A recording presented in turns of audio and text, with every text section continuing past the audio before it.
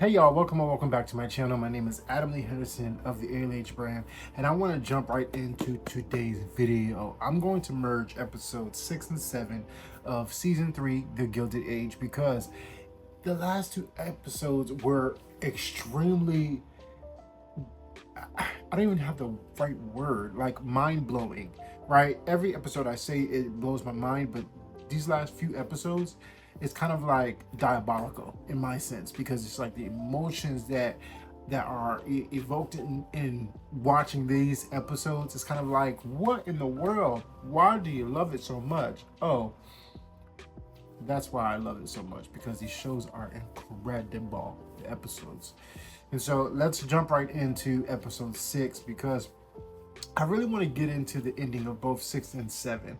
And I was going to do a video for episode 6, but I wasn't able to get around to it. And then when I saw episode 7, I said, you know what? I got to bring them both together, and we'll talk about why those are so important. But episode 6, we see that Bertha has reached London, or the UK, if you will, and she's trying to empower Gladys and encourage her in this kind of new life that she's in. She sees her husband's sister is like kind of like the woman of the house, and Bertha's trying to empower Gladys to take her rightful place as a woman and the wife of that house. And I thought that was an interesting dynamic to see Bertha in that way. And Gladys, she seemed to embrace that idea, and she won't plan. She didn't cut no corners. She told exactly what needed to be said. One of the most interesting points that I'm bringing up is in I think it was the dinner scene, Lady Sarah, who is the Duke's sister, was about to get up from the table. And Gladys says, you know, are you ill? And she says, oh heavens no, why not? You know, she doesn't know that Gladys is about to drop the hammer. And so she says, oh, well, you got up before I was ready to be done. And then she sits her happy self down, and everybody in the room are now seeing that Gladys is the woman. She's the Duchess of the house, and they're going to give her that respect. And so I thought that was pretty cool. Kudos to Gladys. I love it. And I want to say, is my prediction for that storyline, though, but I was predicting that Gladys and her husband, the Duke, are going to, you know, embrace this marriage and fall in love with one another. And I think you see that a little bit in episode 7. She started to become a little, you know, I guess enamored with, you know, how, the way he's protecting and loving her as his wife. And she's like, wait a minute. He's like, he's actually treating me with some respect. He's treating me as the queen of the house, and not only that, he's sticking up for her. That's basically what I've been sensing, and I think it's going towards that direction, and I like it. I like it a lot. Another part of episode 6, you see that George is kind of teetering with his business, and he's meeting with, you know, JP Morgan, and of course you have Clay, who is the bitter ex-employee of George's empire, is now working against him. And so of course you knew that was going to happen. All right, you already saw that coming, but to see Clay in that position was kind of like, wow, like, you know, the world is such a conniving place. You can't trust no one. George always says that, trust no one. And he's absolutely right. He's absolutely right. You can't trust people. I mean, that's what the Bible says. But silver lining, though, in this whole ordeal, Larry is now striking gold. Well, in this sense, copper. He's you know, has a huge win for the empire, for the Russell Empire, and I think he's about to go home and you know, share this news. He surveys the land and sees that, hey, this is a fruitful opportunity for us, and he's about to save the family business and their pockets. Hallelujah. Thank God for the smart and intelligent Larry. But even though he is winning you know, he's winning out in the field, at home he's losing and don't even know it. You have Marian, who is now realizing what's happening I'm so sick. I'm irritated a little bit with Marian because, she's finding out the information of what was going on, but she doesn't know what was really going on. So she has this insinuation, and she's about to tarnish this man's character internally based on what she believes. And I'm like, where's the benefit of the doubt? Where's the opportunity that she's gonna go and talk to Larry, the friend that remember, Marian, that this was your friend for the last 2 seasons, the last few years. You guys have been friends, and you fell in love, and now you're getting married, and now she's about to say forget it over a misunderstanding, even though it's not a misunderstanding, but a false representation of what the situation really is. She's about to turn that away. And so I don't think I eventually believe that they'll come back around. I believe they're gonna work it out. It's gonna take some time, but Marian, she'll fall in line. Not really. No, I don't want to say that, because I think I don't want to say that, but Marian will follow her heart. Eventually, she'll realize, how much she really loves and cares for this young man, and how she wants to make it work. And so I think they'll work through this. And I'm praying and hoping that they do, because Larry is in love with this girl. You can tell. And so I hope Marian, finds revelation in that and runs back to the arms of Larry.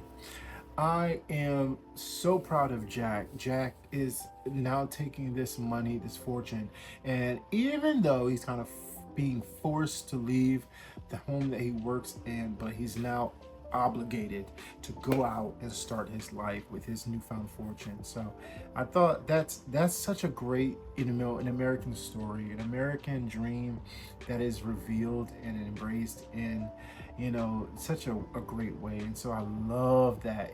It's so cool though. It's so cool that 300,000 was like rich money back then, a little over 100 years ago. Remember this, guys. This time period is a little over 100 years, less than 150 years ago, right? And so, wow, how has money and time changed, right? That in that time, $300 was like being a billionaire. That's incredible.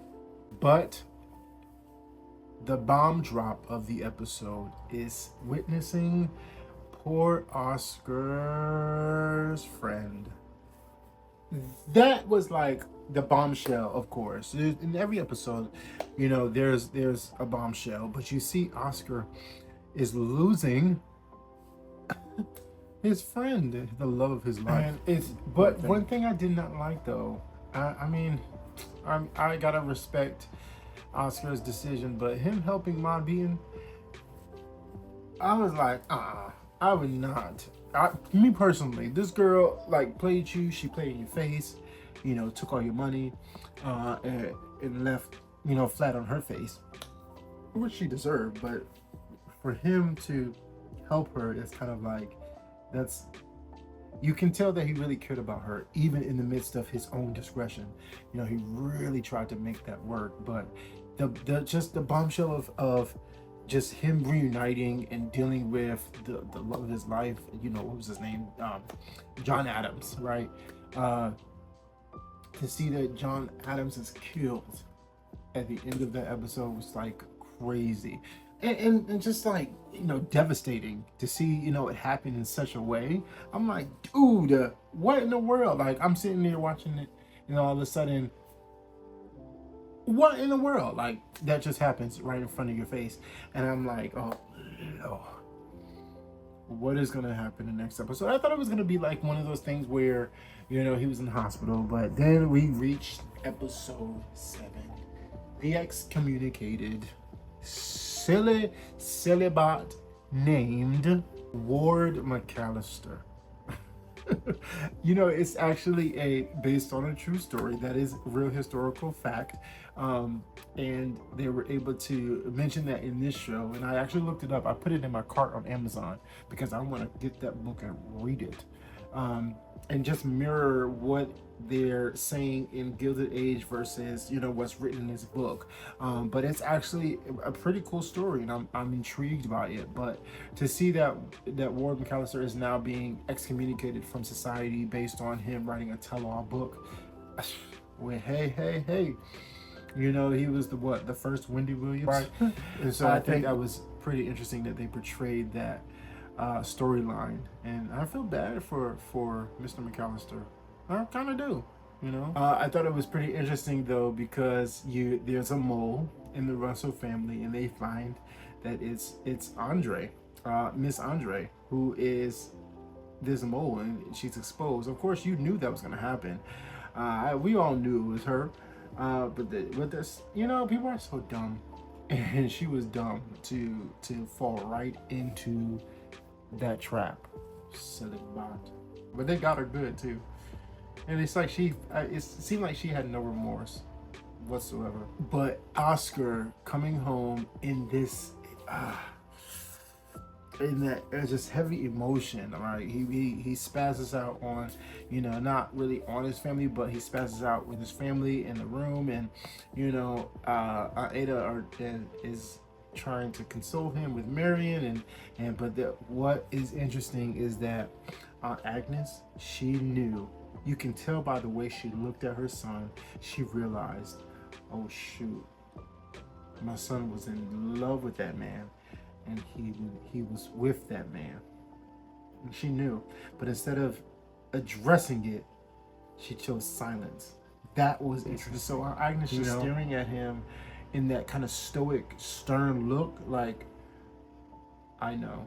And it was in that moment I knew she knew. What's one sad part about this whole ordeal, though, with going back to Marian and Larry. Larry comes home and realizes that, you know, even in this win that I've had for our company, for my dad's company, he realizes I've lost my love, and I don't know why. And when he realizes it, he tries to reconcile, but Marian, she ain't budging. She's standing 10 toes down. She stood on business with this decision, and she says, I'm not turning back. You know, and I feel bad for little brother Larry, you know, because he loves the girl.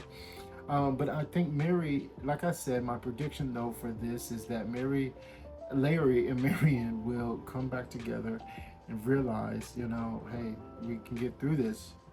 Marian should be able to understand that. But dang, that's so sad. And then of course, Larry is blaming Bertha, and then of course Mr. Russell is jumping on the bandwagon because, I mean, look at her record. Look at the history that she has caused throughout this experience, and now we're seeing subtly she's being blamed for that split, and it just creates more of a divide for the Russell family, and I feel really bad. And so I'm hoping that they will come back around. I'm praying hopefully by, you know, the end of the season, hopefully there'll be something great that happens. But speaking of what could happen, we have bombshell number 2. How can they reconcile? I'll tell you how. By Mr. Russell almost dying. Of course, what is happening? Every episode, somebody's getting hurt. But I do not believe, you know, Mr. Russell is killed. I think he's going to be, you know, in the hospital. He's going to fight through it. I'm sure they're not going to kill him off. It's just going to kind of shake him up a little bit. Mrs. Russell, Bertha, is going to be kind of, you know, in shock. She's really going to be shook then, and I'm hoping that this will bring them together. Speaking of something great happening, help them use this opportunity to bring them together, realizing, oh my God, I was a fool, I was crazy, but I cannot lose my husband. And I don't know, this might put this party in jeopardy. Or what if she goes along with the party, and this creates more of a divide between her and Mr. Russell? I can see that happening. Oh, silly. And then next season we might deal with the reconciliation, but that would be crazy. That would be wild. I don't know. What do you think? You think that would happen? I'm telling you, this show is so good. if you have not seen it already, and I'm sure if you've seen you, if you're watching this, I'm sure you've seen a little bit about it, and you just want to kind of, hear somebody's thoughts about it. But I am enamored by this show, and I think you should watch it. But let me know in the comments what is something that you heard or felt or remember from the show that you want to share. Thank you so much for watching. Don't forget to like, share, comment. Most importantly, subscribe to this channel if you haven't already. And of course, I'll see y'all in the next video.